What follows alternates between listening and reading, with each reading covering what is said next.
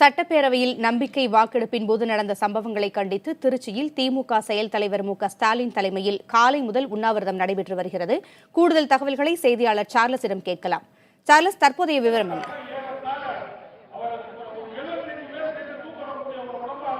பூங்குழலி, அதாவது காலை 8:50 மணிக்கு திமுகவுடைய செயல் தலைவர் ஸ்டாலின் அவர்கள் திருச்சி தென்னூர் உழவு சந்தை மைதானத்தில் அவர் முன்னதாகவே, அதாவது 9 மணிக்கு என அறிவிக்கப்பட்டிருந்த இந்த உண்ணாவிரத ஆர போராட்டம் 10 நிமிடத்துக்கு முன்னதாகவே தான் அந்த உண்ணாவிரத ஆர போராட்டம் துவக்கி வச்சிருந்தாங்க.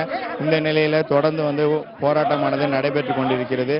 உண்ணாவிரத ஆர போராட்டத்தில் இளைஞர்கள், பொதுமக்கள் என அனைவரும் கலந்து கொண்டிருக்காங்க. குறிப்பாக பெண்களும் அதிக அளவில் பங்கேற்று வராங்க. தொடர்ந்து உண்ணாவிரத போராட்டம் நடைபெற்று வருகிறது. தோழமை கட்சியை சேர்ந்தவர்கள் தொடர்ந்து பேசி வராங்க. காங்கிரஸ் கட்சியை சேர்ந்த முக்கிய பிரமுகர்களும் அதே போல இந்திய யூனியன் முஸ்லீம் லீக்கை சேர்ந்த பிரமுகர்களும் தொடர்ந்து பேசி வராங்க. இவர்களை பொறுத்தளவு, அதாவது இந்த தென்னூர் உழவர் சந்தை மைதானம் என்பது காலை முதலே சிறிது நேரம் மௌனமாக இந்த அறப்போராட்டம், உண்ணாவிரத போராட்டம் என்பது எந்த தலைவர்களும் பேசாமல் மௌனமாக அறப்போராட்டத்தை, உண்ணாவிரத போராட்டத்தை நடத்தி வந்தாங்க. அதன் பிறகு தொடர்ந்து இளைஞர்கள் முதலில் பேசினாங்க.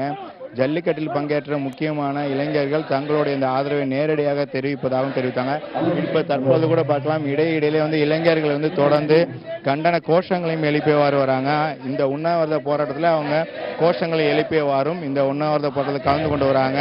இளைஞர்கள் தானே முன்னின்று, அதாவது தாங்களாகவே இந்த போராட்டத்தில் தாங்கள் பங்கெடுத்து உள்ளதாகவும், தாங்கள் இந்த முக்கியமாக மக்களுடைய உரிமை பிரச்சனைக்காக திமுகவோடு இணைந்து தற்பொழுது இந்த உண்ணாவிரத போராட்டத்தில் கலந்து கொள்வதாகவும் தெரிவித்திருக்காங்க.